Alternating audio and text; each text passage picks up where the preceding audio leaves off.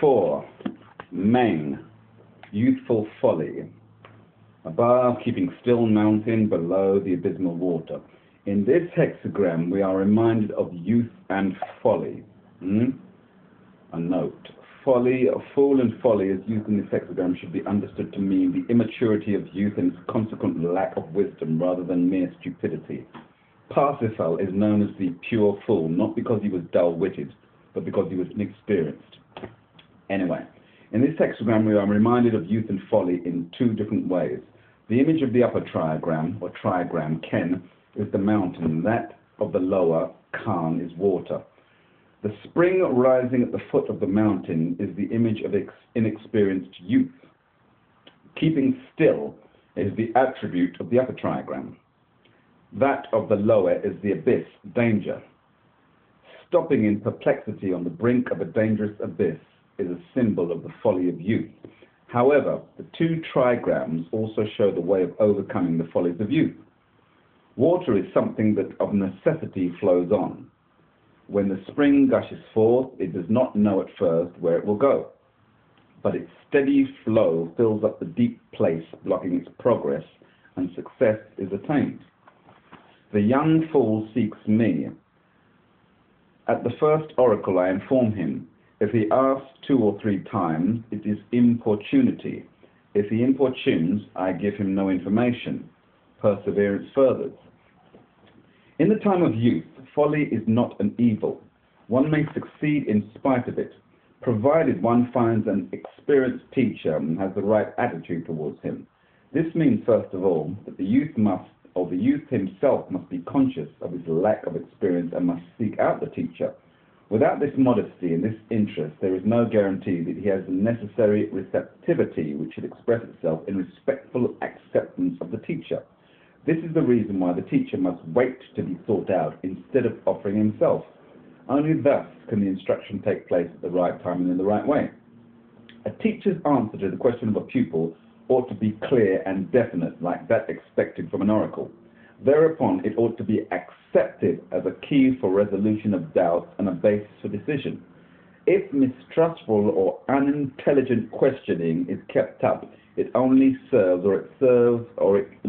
serves only to annoy the teacher. Let's read that again.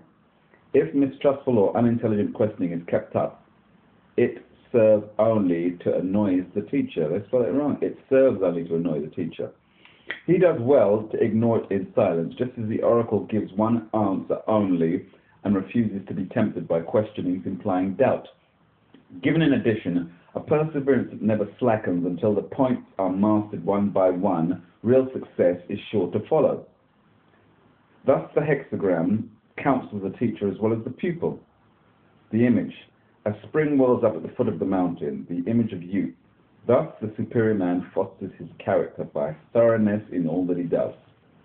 A spring succeeds in flowing on and escapes stagnation by filling up all the hollow places in its path. In the same way, character is developed by thoroughness that skips nothing, but like water, gradually and steadily fills up all gaps and so flows onwards. The line 6 at the beginning. To make a fool develop, it furthers one to apply discipline. The fetter should be removed. To go on in this way brings humiliation. Law is the beginning of education. Youth in its inexperience is inclined at first to take everything carelessly and playfully. It must be shown the seriousness of life. A certain measure of taking oneself in hand, brought about by strict discipline, is a good thing. He who plays with life never amounts to anything. However, discipline should not degenerate into drill. Continuous drill has a humiliating effect and cripples a man's powers. Yeah, that's like people continually sent out on stalking and surveillance duty. Continuous drill, being on standby all the time. They then become stagnant, ineffective. 9 in the second place means to bear with fools in kindliness brings good fortune. To know how to take women brings good fortune. The son is capable of taking charge of the household. These lines picture a man who has no external power, but who has enough strength of mind to bear his burden of responsibility. He has the inner superiority and strength that enable him to tolerate with kindliness the shortcomings of human folly. The same attitude is owed to women as the weaker sex. One must understand them and give them recognition in the spirit of chivalrous consideration.